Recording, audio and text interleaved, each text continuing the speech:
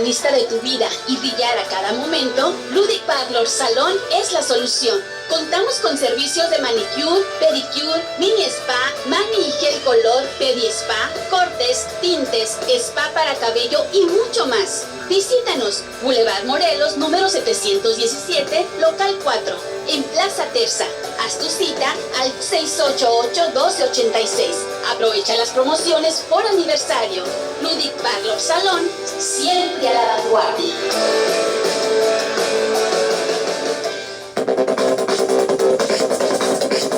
Análisis de la actualidad nacional.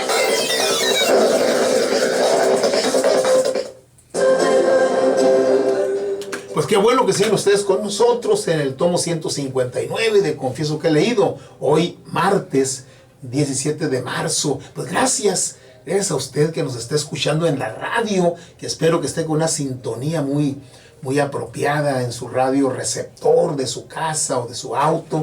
Lo mismo si está usted en la aplicación de Confieso que he leído o en la página web. Y a quienes nos están viendo y mandando mensajitos ahí por el Facebook, les agradecemos mucho. A ver, Lupita, ¿qué nos dicen por ahí en el Facebook? Manda, bueno, a Lilia Diana Miranda, a está viendo Piri, y bailando con la cumbia, dice. Piri Hermosillo manda saludos, maestro Juan Manuel Ávila, desde el norte de Hermosillo. Muchas gracias. Ayuxta, Yoeme, que siempre nos sigue a través de las redes sociales. También a Víctor Manuel Ávila y a Marco Antonio Caballero. ¿Qué dice Víctor? Qué chulada, que le gustó mucho, sí. Yo creo, lo que dijo ahorita. Saludos desde Querétaro, Rafael Márquez. Marco Antonio Caballero, pues gracias por escucharnos. ¿Desde Querétaro quién? Rafael Márquez Aguilar. Pues bien, gracias Rafael por comunicarte. Pues qué bien, pues muchas gracias por seguir aquí con nosotros. Y bueno, la realidad nacional, pues es, pues vamos a usar el proceso, pero pues como no es lunes de proceso, pues de todas maneras, es la realidad nacional, ¿no? Sí. Ayotzinapa, Tomás Cerón en la mira de la Fiscalía. Coronavirus, México desafía la emergencia. Pues aquí viene una composición en donde la figura del coronavirus alrededor del mundo, ahí está, México desafía. Salud, los riesgos de la arrogancia oficial, decadencia moral, Italia, un país de zombies con tapabocas. Economía, estamos en medio de una turbulencia, un crecimiento fracturado.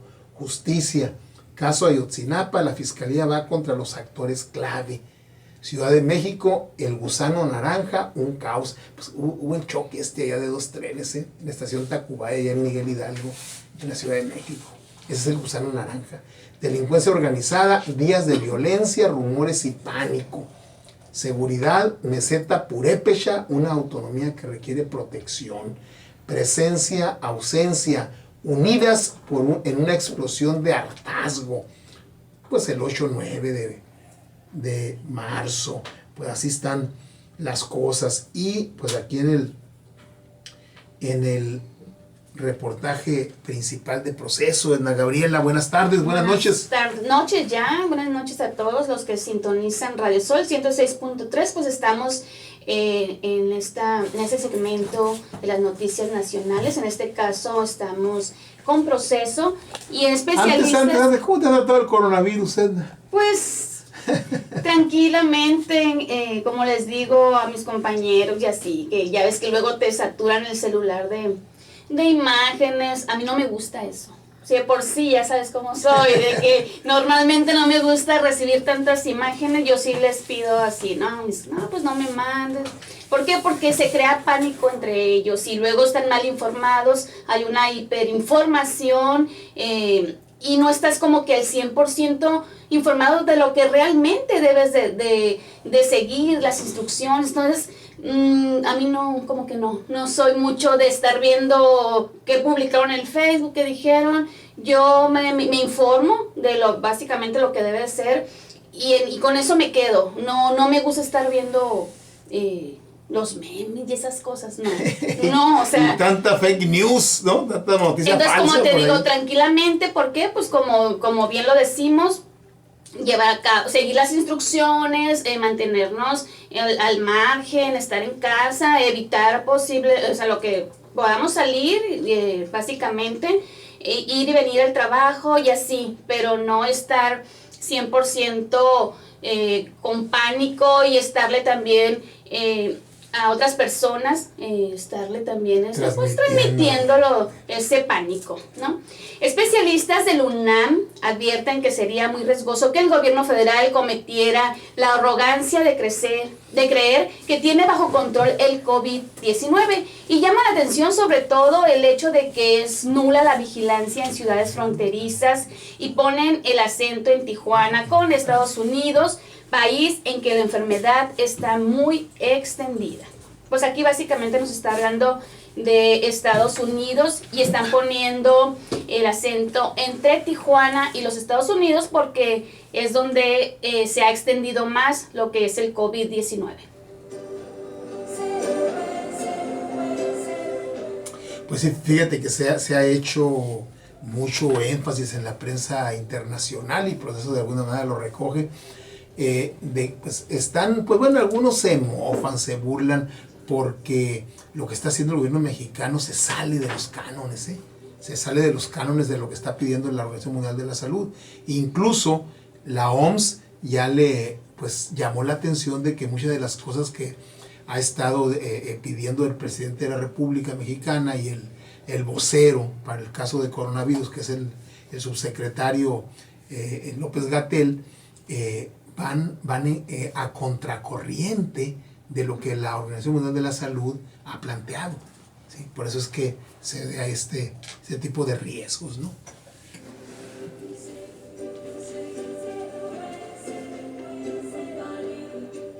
Decadencia moral, nos dice el director general de la Organización Mundial de la Salud, Tedros Adhanom. Ay, tiene un apellido rarísimo. Impronunciable. Dejémonos el director de la OMS. El director de la OMS acusó a algunos países, pero no dijo cuáles, que esos países están en decadencia moral por el hecho de no enfrentar con medidas drásticas la pandemia del coronavirus. Principalmente aclaró porque la mayoría de las víctimas mortales de la enfermedad pertenecen a un sector de la población al que restan importancia los adultos mayores. Fíjense, eso es muy grave. Por ejemplo, en Italia, pues todos nos preguntamos por qué en Italia está atacando mucho esto. Y resulta que ya la población italiana es una población avejentada. Es una población en donde predominan las personas mayores de 70 años. O sea, aquellas películas de los 60, la Dolce Vita, y que salía ahí la fuente de Trevi, donde uno arroja monedas, el amor y todo de los 60, la juventud en pleno de Italia, pues eso fue hace 60 años. Hoy está esa situación y entonces la Organización Mundial de la Salud alerta en torno a que los países, o sea, no por el hecho de que sean personas de 70, 75, 80 años, ya vas a dejarlos a su suerte. Decir, bueno, una pensión menos que pagar o cosas por el estilo, ¿no? Es muy, muy serio esto. Pues Italia, un país de zombies con tapabocas, como bien lo mencionabas al inicio del programa. Roma, lo más llamativo es que el ruido desapareció de la ciudad junto con el caos vehicular y con los turistas que llegaban en cualquier época del año y cuya presencia en el pasado había disminuido poco o nada, incluso después de los ataques terroristas de los últimos años en Europa. Todo lo indispensable está cerrado: restaurantes, cafés, museos, cines, teatros, iglesias, gimnasios, escuelas, universidades, peluquerías, discotecas, salones recreativos, centros de estética, incluso juicios fueron suspendidos y los partidos de fútbol aplazados hasta nueva fecha. Italia entera, golpeada de lleno por la crisis del coronavirus, ha sido puesta en cuarentena. Ya no solo está aislado el norte del país, donde primero se encendió la alerta roja, y sigue registrándose mayor número de contagios y de fallecimientos. Entonces, recorrer las calles de las ciudades italianas en la actualidad es presenciar una crisis en vivo. Roma, por ejemplo, es ahora una urbe silenciosa, sin caos vehicular, sin visitantes, con locales comerciales cerrados. Esta tasa de mortalidad por el coronavirus es alta, y de ahí las drásticas medidas aplicadas por el gobierno de Italia. Sí, lo que decíamos, Italia es el país de Europa que está sufriendo más duro los embates del coronavirus. Y bueno, y aún así, mire, yo vi un video, nadie dice que no le gusta mucho ver, pero bueno, yo tampoco soy muy afecto, de hecho, yo reviso mi WhatsApp por allá cada hora, cada 2 horas, salvo los sonidos especiales que tengo, que eso sí los tengo que atender de inmediato. Pero fuera de ahí, pero me llama mucho la atención un video en donde un par de adultos mayores se asoma al balcón de su casa y empieza a cantar tipo ópera en Italia, y luego los vecinos salen también de sus balcones y empiezan a cantar. Entonces esa es una manera apreciativa y asociativa de la que hablaba hace un momento la maestra Laura Quiroz, ¿no? Qué bueno que lo están tomando así, pero ojo, que no sean víctimas de esta decadencia moral de la que está alertando el secretario general de la Organización Mundial de la Salud.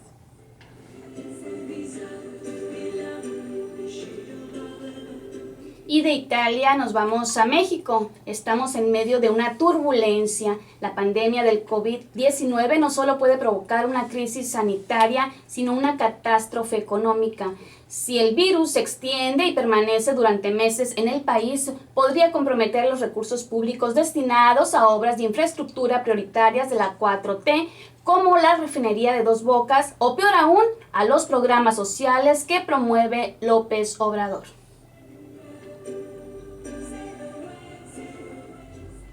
Va a estar serio, va a estar serio esto de la economía. De hecho, ya hay varios negocios que están viendo ahí la posibilidad incluso de cerrar, de cerrar de manera definitiva.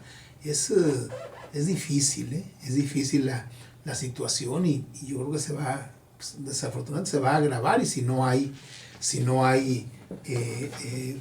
pues algo que palíe un poco esto, yo creo que puede haber problemas muy serios, ¿no? Pues esa es la cuestión del coronavirus, ¿no? De una situación que tenemos que estar muy pendientes. Pero también pues hay otras notas, y yo creo que esta es muy relevante, que tiene que ver con el caso Ayotzinapa. ¿Se acuerdan ustedes de la famosa verdad histórica, que fue un término que acuñó el entonces Procurador General de la República, Jesús Murillo Caram, que pues dijo: mira, la verdad histórica es esta, ¿sí? Los muchachos hasta muertos pasó esto y esto otro. El brazo derecho de Murillo Caram es un investigador de nombre Tomás Cerón de Lucio. Ese brazo derecho era uno de los jefes policíacos ahí, una persona de mucha confianza del entonces presidente Enrique Peña Nieto. Lo venía acompañando desde la gubernatura en el Estado de México. Y se supo después, y esto quedó debidamente documentado, se supo después que Tomás Cerón de Lucio sacó a un detenido, hizo una diligencia judicial, ¿sí?, sin avisarle absolutamente a nadie, y grabó y todo, y de ahí sacó mucha de la información. Una información que sin respetar el debido proceso no tiene ningún valor, ¿sí? Desde el punto de vista de lo jurídico no tiene ningún valor. Entonces eso generó muchos problemas. El punto es de que más o menos como a 3-4 años de que ocurrió esa investigación viciada, ¿sí?, ahora la Fiscalía General de la República pues va a enjuiciar, pues va a investigar a Tomás Cerón de Lucio. El jueves 5, luego de una reunión a los que los padres de los 43 normalistas de Ayotzinapa entregaron una carta a los presidentes de los poderes ejecutivo y judicial, Andrés Manuel López Obrador y Arturo Saldívar, respectivamente, en la que piden terminar con los pactos de silencio y actuar contra varios exfuncionarios peñanietistas presuntamente implicados en ese caso. Ambos funcionarios y titular de la FGR, Alejandro Gertz, firmaron un convenio de colaboración. De inmediato la Fiscalía giró una orden de aprehensión contra Tomás Cerón de Lucio, que construyó la verdad histórica cuando Jesús Murillo Caram era Procurador General de la República. Pues esto va a dar mucho de qué hablar en los próximos días. Y vamos a irnos a ver a una nota. Miren, Proceso, ya ven que pues nos centramos evidentemente en lo más impactante, ¿no? Las principales notas. Pero Proceso pues es mucho más que eso, ¿eh? Bueno, más adelante viene ahí lo del choque de los dos trenes, de los dos vagones allá en la estación Tacubaya, en la Ciudad de México, que fue terrible, ¿no? Pues viene también el de la meseta Purépecha que les leía al principio. Viene una galería de fotos, ¿sí?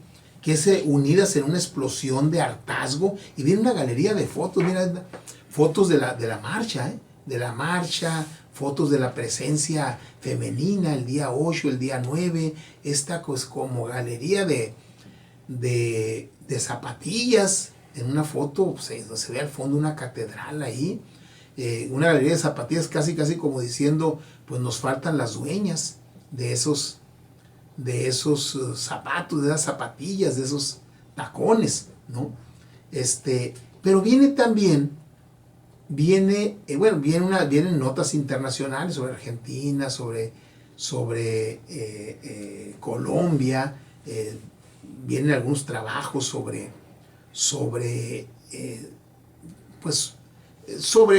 el proceso de paz allá en Colombia, y aquí en Cultura viene un texto de Rosario Castellanos, y te voy a pedir, bueno, también pues vamos a algo amable también, y viene en el número de Proceso que se ha circulado esta semana. Te voy a pedir, Edna, que nos hagas favor de leer esta parte. Léenos aquí la introducción, y luego léenos los primeros párrafos. Es un texto de Rosario Castellanos, un discurso que pronunció, ¿sí? Se ha titulado La abnegación, una virtud loca, ¿sí? La verdad es que es muy interesante. A ver, Edna, imagínate que tú eres actriz de primera, imagínate que eres Rosario Castellanos. La abnegación, una virtud loca. Este discurso fue pronunciado por la escritora Rosario Castellanos en el acto conmemorativo del Día Internacional de la Mujer, celebrado en el Museo Nacional de Antropología de la Ciudad de México el 15 de febrero de 1971. El texto se publicó en Diorama de la Cultura del periódico Excelsior, quien dirigía Julio Scherzer García el siguiente 21 de ese mes, y se reproducen fragmentos con la autorización de Gabriel Guerra Castellanos. Y nos dice... Entonces, es un discurso, fíjate, estamos hablando de 1971, que la friolera de 49 años, que es de 50, y en ese momento, febrero 71, fue publicado unas semanas después en Diorama de la Cultura, que era un suplemento del periódico Excelsior, y el periódico Excelsior en ese momento era dirigido por Julio Scherer García, al que después del 76 de Echeverría lo corrió y lo sacaron, ¿sí? A punta de pistola. Y bueno, eso fue en julio del 76. Meses después fundaron la revista Proceso, que goza de cabal salud. Entonces, 1971, este texto de una de las más grandes, y algunos piensan que la más grande escritora mexicana, Rosario Castellanos. A ver, Edna. Rosario Castellanos nos dice: la aportación de la mujer a la cultura en México ha sido muy importante si la consideramos únicamente desde el punto de vista cualitativo. El genio de Sor Juana cubre 3 siglos de vida colonial y logra, con la riqueza de sus manifestaciones, la variedad de sus medios expresivos, la hondura de su pensamiento y con su don de simpatía universal, que no echemos de menos el silencio que la rodea. El primer argumento que acude a los labios de las feministas más airadas que reflexivas al comparar su situación propia con el del hombre es la exigencia de la igualdad.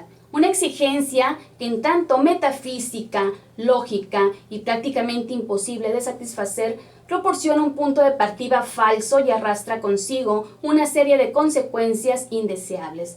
Además, que en última instancia no es más que un reconocimiento del modelo de vida y de acción masculinos como los únicos factibles, como la meta que es necesario alcanzar a toda costa.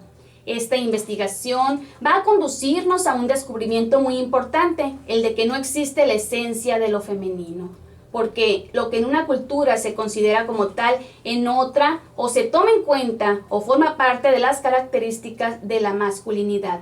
Pero entonces, si no existe la esencia de lo femenino, tendremos que admitir que lo que existe son las encarnaciones correctas de la feminidad. En México, cuando pronunciamos la palabra mujer, nos referimos a una criatura dependiente de una autoridad varonil, ya sea la del padre, la del hermano, la del cónyuge, la del sacerdote. Sumisa hasta la elección del estado civil o de la carrera que va a estudiar o del trabajo al que se va a dedicar. Adiestrada desde la infancia para comprender y para tolerar los abusos de los más fuertes, pero también para restablecer el equilibrio interior, tratando con mano fuerte a quienes se encuentran bajo su potestad. La mujer mexicana no se considera a sí misma, ni es considerada por los demás como una mujer que haya alcanzado su realización, si no ha sido fecunda en hijos, si no la ilumina el halo de la maternidad. La abnegación es la más celebrada de las virtudes de la mujer mexicana. Pero yo voy a cometer la impertinencia de expresar algo peor que una pregunta, una duda: la abnegación. ¿Es verdaderamente una virtud? Y me apresuro a aclarar que mi duda no es gratuita. He observado en las abnegadas una excesiva autocomplacencia, un evidente disfrute de este estado.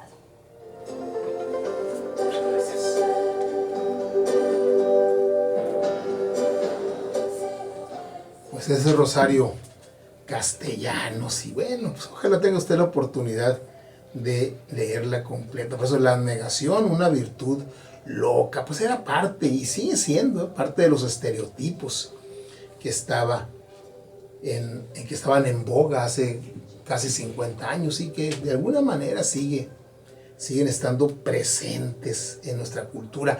No es fácil. Los cambios culturales son cambios que tardan décadas, si no es que siglos, en manifestarse.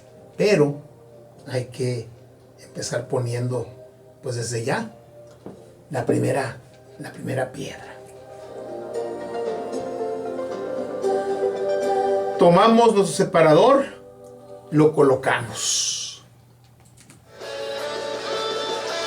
Ludwig Bachelor Salón presente en Confieso que he leído. La frase del día. Algunos libros son probados, otros devorados, poquísimos masticados y digeridos. Francis Bacon, 1561-1626, canciller de Inglaterra, filósofo, político, abogado y escritor.